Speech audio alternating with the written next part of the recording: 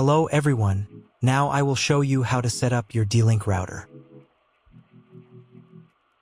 And before I start, I would like to remind you that if my video helps you, please support my work. I send half of all donations to animal shelters. All the details are in the description below. First, turn on the router. Take the power adapter. Plug the power adapter into an outlet. And connect the other end into the router.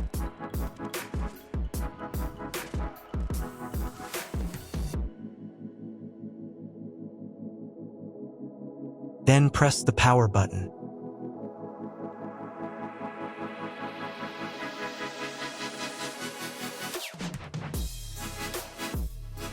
When the router is powered on, the light will turn on. It may take a few minutes for it to completely turn on. Next, connect the cable from your internet provider or from your modem to the internet port. This port is often labeled WAN and typically has a unique color. Each cable should be inserted until there is a click. You now need to reset the router to its factory settings. Press and hold the router's reset button for 10 seconds. Wait for the indicator lights on the router to begin flashing. Sometimes, this button is located inside the router casing to prevent accidental presses. In this case, use a thin object to press it down.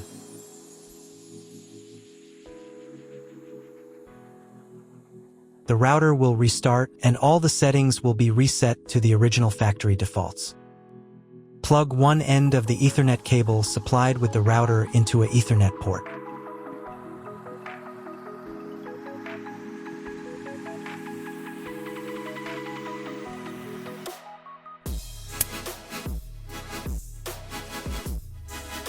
Plug the other end of the cable into your computer's Ethernet port. Please wait a few minutes for connection. The router is connected to your computer. Now you will need to set it up. But first, I'll show you another way to connect the router if you don't have an Ethernet cable or your computer doesn't have an Ethernet port. Connect the router to the power source and plug in the cable from your internet provider.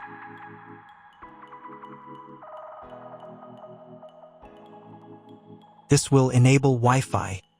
If your router is new, your Wi-Fi network name will be the name of the router. Your router has its own Wi-Fi network name and password printed on a label. Connect to it.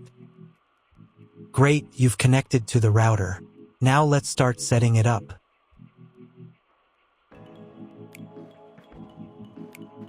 First, open your web browser and visit the URL you see on the screen.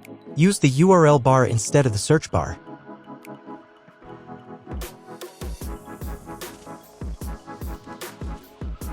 At the beginning, you will see a form with a login and password. Usually, it is admin and admin.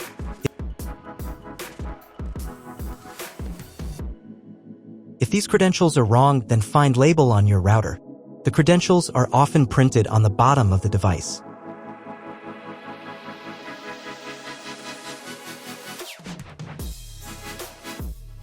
If none of this works, it means that your router has already been configured and someone has changed the login and password. If you can't find out the login credentials, just reset the router to factory settings. And then log into the router's personal cabinet using the standard credentials. If your router settings do not look like mine, it means that your router has a different firmware. I made a video for every firmware type. You can find all the links in the description down below. I want to warn you right away that there are many firmware versions and they may differ slightly. But don't worry, you will succeed. Just watch the video and follow the instructions. First, to run the setup wizard, click the Start button.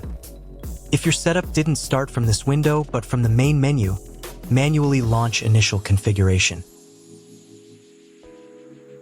Click the Start button.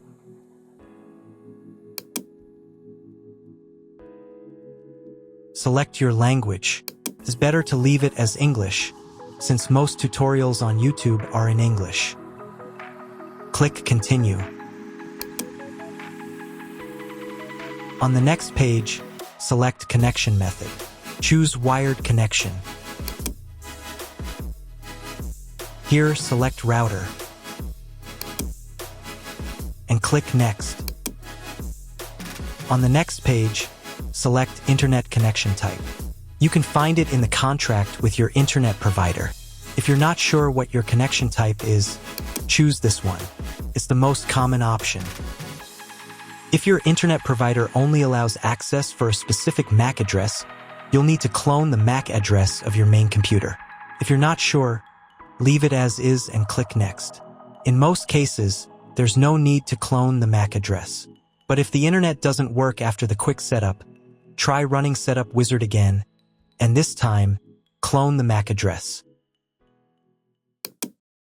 Next, enter the name and password of the wireless network.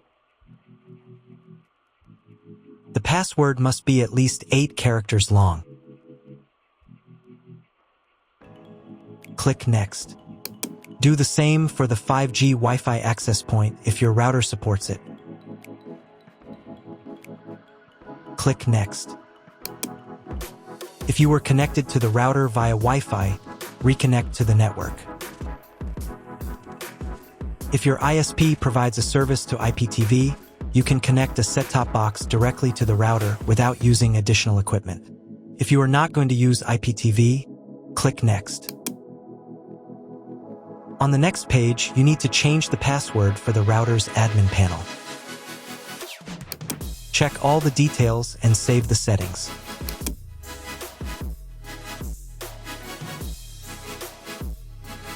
Now you need to reboot the router. Log in to the router interface using the new password.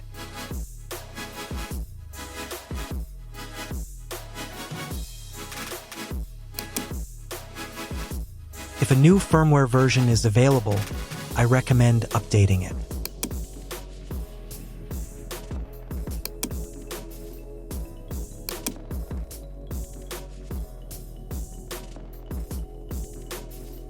After the update, go to the System menu. Then Configuration. Save the settings by clicking the Save button. And click the Reboot button.